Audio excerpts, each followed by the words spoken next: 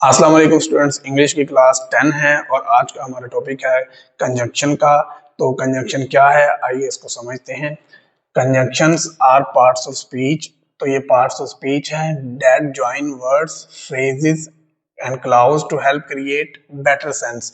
तो आसान अल्फाज में कंजंक्शन बेसिकली जो इसका रोल है वो ये है कि दो वर्ड्स को या दो फ्रेजेस को या दो से ज्यादा फ्रेजेस, वर्ड्स और सेंटेंसेस को आपस में कंजॉइन करवाना यानी रिलेट करवाना, ताकि जो सेंस है उसको बेटर वे में अंडरस्टैंड किया जा सके। तो कुछ एग्जांपल है। ये एक सिंपल सेंटेंस मैंने लिखा, अली लाइक जॉगिंग। इसमें कोई कंजंक्शन नहीं है।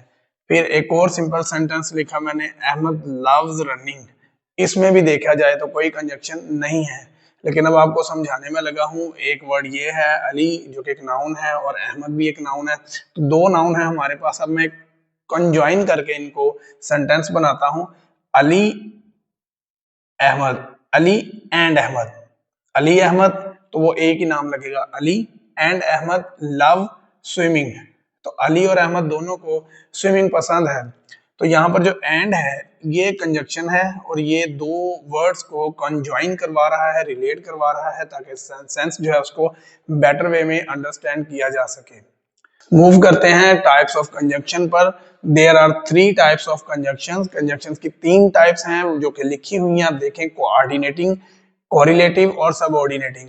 इनके नेम से ही पता चल जाता है। कोऑर्डिनेटिंग में दो या दो से ज्यादा सेंटेंसेस को या अदर पार्ट्स ऑफ स्पीच को जब हम कंजॉइन करते हैं तो ऐसी कंजंक्शन को उस टाइम जो है हम बोलते हैं कोऑर्डिनेटिंग कंजंक्शंस। और ये इसके लिए यहाँ पर फैन बॉयज लिखा हुआ है, F for A for and, N for nor, B for but, O for or, Y for yet और S for so।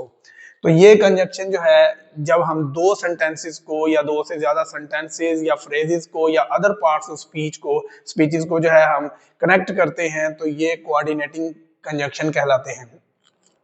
उसके बाद कोरिलेटिव है। कोरिलेटिव में हमने इक्वल इंपॉर्टेंस देनी होती है दो वर्ड्स, सेंटेंसेस या फ्रेजेस को।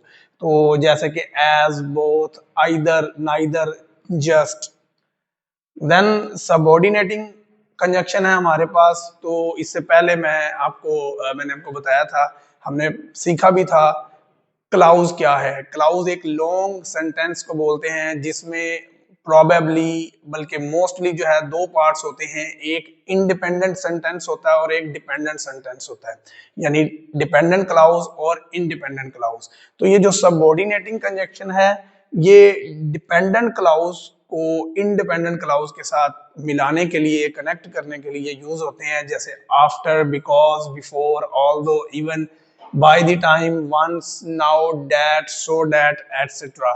तो होप सो कि आपने इसको कंजक्शन के टॉपिक को इजीली समझ लिया है। इसको राइट डाउन कर लें और हम अपने नेक्स्ट लेक्चर के अंदर इंटरजेक्शंस को समझेंगे। Thank you.